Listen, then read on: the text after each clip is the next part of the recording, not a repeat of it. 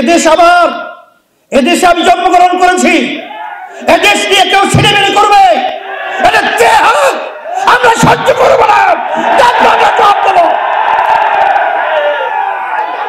এই দেশ নিয়ে যারা নাকি বিভিন্ন পর্যায়ে বারবার আমাদেরকে তাম বিশ্বের মধ্যে 5 বার চোরের দিক থেকে ফাঁস বানিয়েছে, দুর্নীতিতে চ্যাম্পিয়ন হয়েছে, আর এই দুর্নীতিবাজদেরকে আবার ক্ষমতার মস্তদে বসিয়ে আমরা তামাশা দেখব।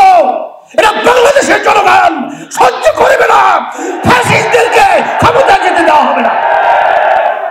সেই লক্ষ্যে আমি সর্বশ্রেণীর সকলকে আমি আহ্বান জানাচ্ছি, আসেন আমরা সবাই একত্রিত হই এবং সুন্দর দেশ গড়ার জন্য একমাত্র তার রক্ষা কবচ হলো তার নীতি আদর্শের নাম হলো ইসলাম। আর এই সুন্দর দেশ পরিচালনা করার জন্য নির্বাচন পদ্ধতি হবে পিয়ার সিস্টেমের নির্বাচন। বাংলার জমিনে নির্বাচন হতে পারবে না।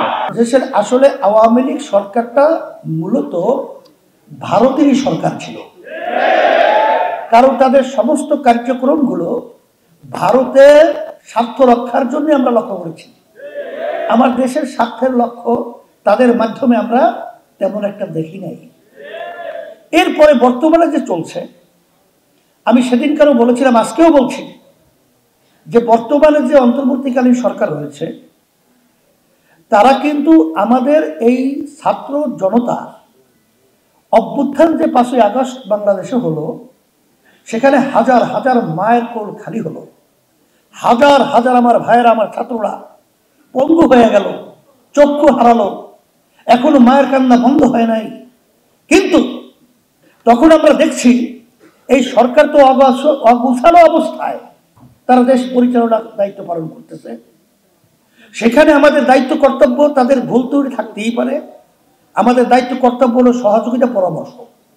কিন্তু তাদেরকে অস্থিতিশীল করে তারপর তাদের থেকে দাবি আদায় করে নেওয়ার জন্যে এক পর্যায়ে আমি বলবো যে গত ফ্যাসিস্ট সরকার 2024 নির্বাচনে যে প্রকারই হোক তারা কিন্তু সরকার গঠন করে ফেলেছিল।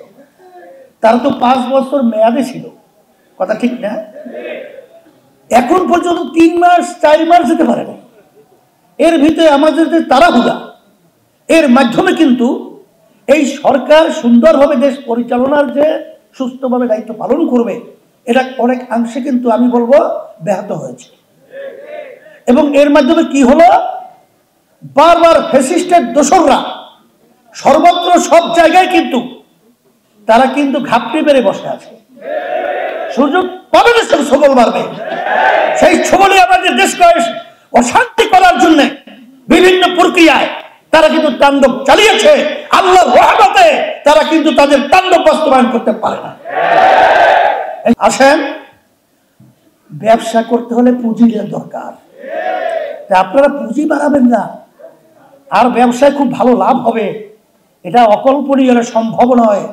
সেই হিসাবে আমি সকলকে বলবো, আজকে মাঠ উর্বর রয়েছে, আপনারা এখান থেকে আজকে প্রতিজ্ঞাবদ্ধ হয়ে বের হবেন।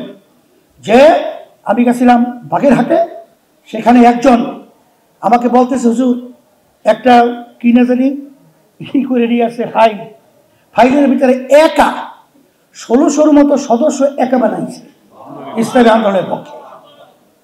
তাই সেতুলে আপনার কাজের গতি কি, এটা নিজেকে প্রশ্ন করে সেভাবে আমরা কাজ করব। আল্লাহ রাব্বুল আলামিন আমাদের সকলকে আজকে সুন্দর সম্মেলন যারা আয়োজন করেছেন, আপনারা কষ্ট করে এসেছেন, আপনাদের সকলকে ধন্যবাদ জানাই।